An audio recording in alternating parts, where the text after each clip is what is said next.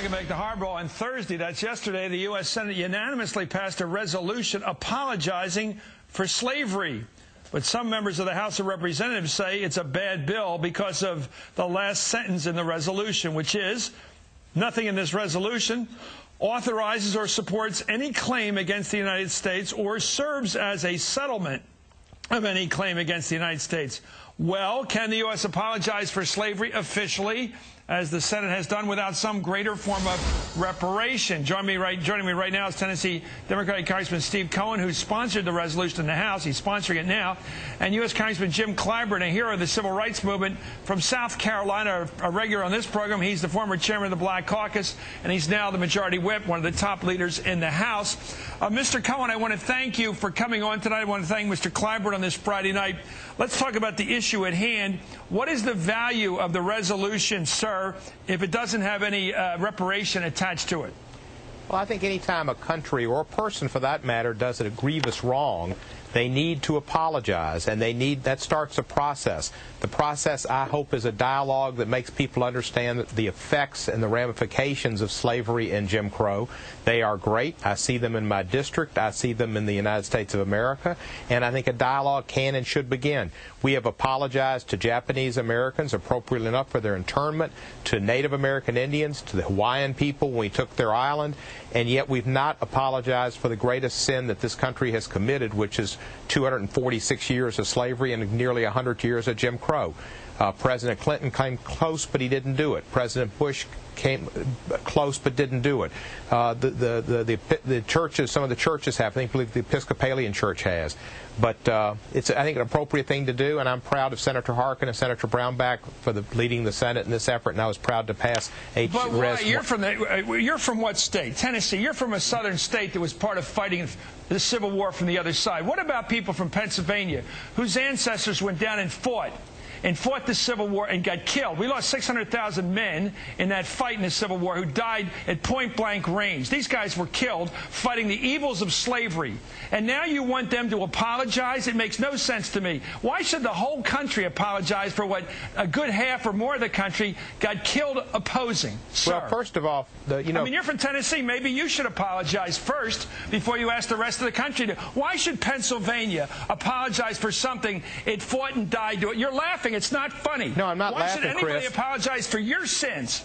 Chris, you know, Pennsylvania had slaves, too. Or any state, New York, Vermont, they didn't have slavery. Yes, they did. They had some of it. Yes, they did. They had slaves in New Jersey, New York, and every state. The Constitution of the United States is the Constitution of all the people. It permitted slavery, and it counted slaves as less than human beings, and it was responsible for the Dred Scott decision, Plessy v. Ferguson, segregation laws that came out of the Supreme Court of the United States. This is a country that's united and committed that wrong. The slave traders came from the North. The benefits of the slave trade in terms of people are dead because of the Civil War, because your side wanted to fight it.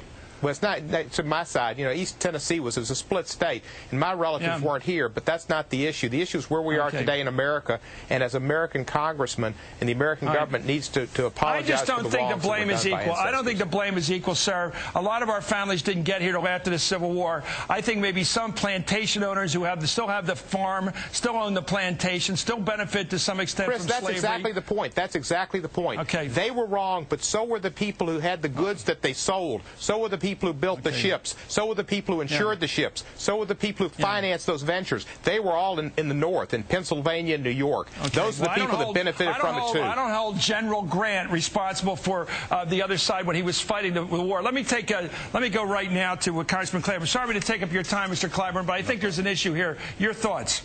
Well, I think that Congressman Cohen's resolution that was unanimously passed by the House offered an apology, but it went into talking about how we ought to go about rectifying some of the current effects of that past discrimination. And that's what we're doing today as we roll out this working draft of our health care bill. We're talking about addressing inequities, disparities that exist in the health care in our communities. That's the kind of thing that we ought to be doing. And when the Senate went even further, I think, and offered up this restrictive language, it seems to me it will call into question some of the stuff that we are now trying to do to eliminate the current effects of past discrimination. And that's why there's a little bit of unease in the House of Representatives. We applaud Congressman Cohen, and we voted unanimously to approve his resolution. But the Senate, I think, sort of gratuitously put in language, as you said, that last sentence, that disclaimer, that might call into question the things we're trying to do here today. Well, Mr. Clyburn, why should maybe the slave states, maybe the Confederacy, maybe the states that had Jim Crow for 100 and some years, well, shouldn't they be the ones that have to kick up the money rather than the people who fought it? Well, this is not about money. This is about health care. This is about energy. This is about employment discrimination. This is about addressing those issues. And if you are not, and you remember back when the Supreme Court first addressed this issue of affirmative action, back in the Davis case, the Supreme Court says if you have not discriminated, then you don't have an obligation to do anything to rectify it.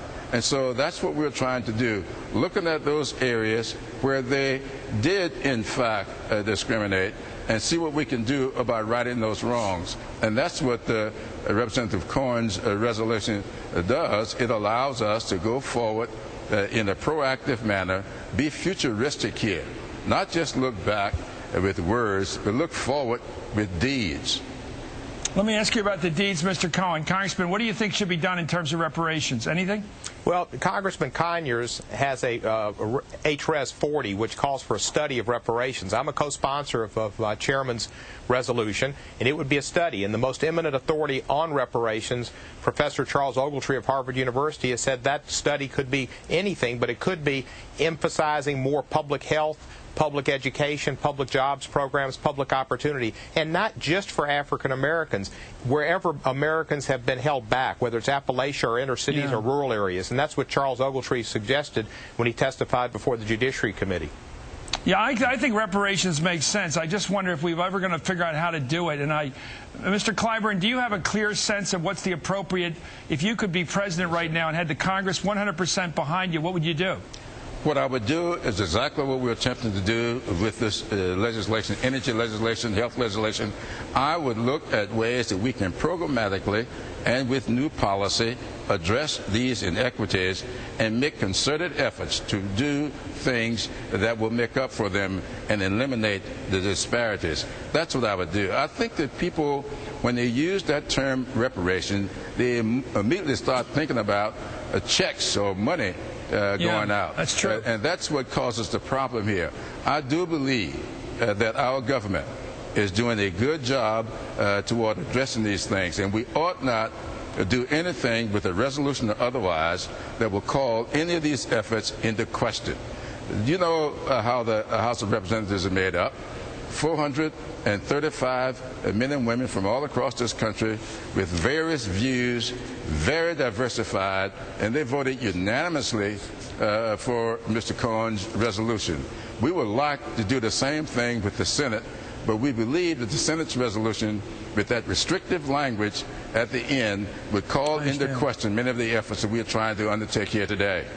Good point. I think that the fact that the slave owners wouldn't allow people, they wouldn't honor people's marriages, they broke up families with impunity, they showed no respect for the marital act, the marital relationship under slave ownership, they wouldn't let people learn to read or be caught reading or educating themselves. All this held people back. Obviously, they stopped them from getting capital of any kind. I think we should have had 40 acres in the mule. I think Thaddeus Stevens was a hero. And I go back to my point. I am so tired of American culture glamorizing the South and the Civil War with Gone with the Wind and all that nonsense about the wonders of the Old South and the plantation heritage, when the good guys in that war were the guys in blue who fought slavery and battled for the Republic. Thank you, U.S. Congressman Steve Cohen, for representing your state. And Congressman Jim Clyburn, thank you very much. Up next, as Iranians take to the streets, what message should America send them?